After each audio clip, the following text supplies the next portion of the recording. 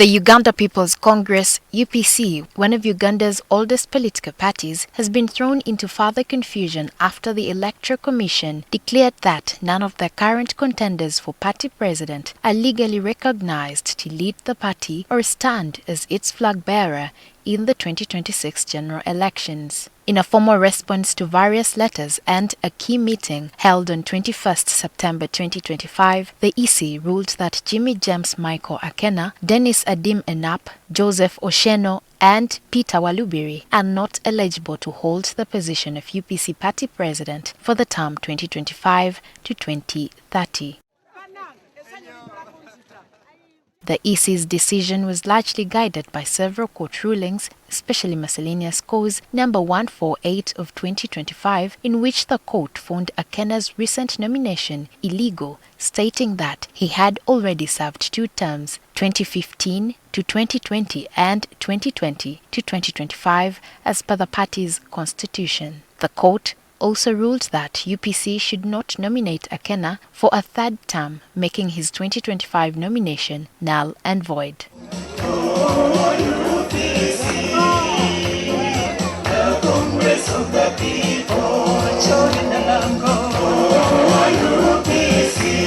On the other hand, Dennis Adim Enap was disqualified, not due to the term limits, but because his nomination did not meet the requirements of Article 13(5) of the UPC Constitution, which outlines the proper process for electing a party president. The EC also addressed the controversial virtual Extraordinary Delegates Conference that was called for 26 July 2025. The Commission noted that the High Court had already issued a restraining order against it, following a case filed by Joseph Osheno. Moreover, the meeting did not follow Articles 25(2) and 3 of the party constitution, further invalidating any decisions that might have been made during the event. It is important to note that Peter Walubiri did not participate in the 2025 nomination process. I did say that there are some errors in this document. The first error is to say I did not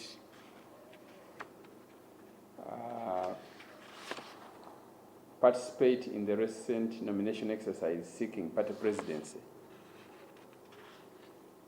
The recent attempt by Akena to conduct presidential elections within the party were ill-fated because he had no mandate to conduct elections. It is the sitting president who can conduct elections. I am the sitting president. The Commission has now advised the party to follow its constitution and respect ongoing court orders if it is to resolve the leadership standoff. Reacting to the EC's decision, veteran party member Joseph Osheno expressed satisfaction. This ruling, in my opinion, confirms that the Electoral Commission's job is purely as regulators of political parties. And on this occasion, I want to thank Chairman Justice Simon Byamakama with his team for having given serious considerations to the matters at play. However, Osheno also admitted he was sad that this will be the 3rd time in a row that the UPC fails to have a recognized party president. He also mentioned that the High Court is expected to make a ruling soon and said backing another opposition candidate right now would be premature. We could still have a ruling tonight in which the High Court rules in my favor. On his part, Peter Walubiri expressed that Akena's downfall was largely due to how he handled his relationship with Museveni, suggesting that if he had not antagonized him, he might still be in office. Mr. Akena has been working for Mr. Museveni. That's how he could do ignore court orders. That's how he got police protection. I don't know what went into his head to say he's going to contest against Mr. Museveni.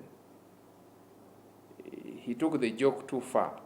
He pointed out that while the Electoral Commission had long protected Akena, it has finally made the right call. According to Walubiri, Akena's position was never legitimate to begin with, and he believes the commission should have removed him much earlier. He also compared Akena's actions to those of Mpuga from the Democratic Group and other parties like FDC and JEMA, which chose to cooperate with the NRM. He implied that Akena might have secured his position if he had taken a similar route. While Walubiri sees the current development as a victory, he acknowledges that setbacks could still arise moving forward. Attempts to reach Akena and ENAP for a comment were unsuccessful by press time. Lydia Felly Akullu, NTV Tonight. From my clock, it's already 4 o'clock. It's indicating that it's 4 o'clock. I would like to know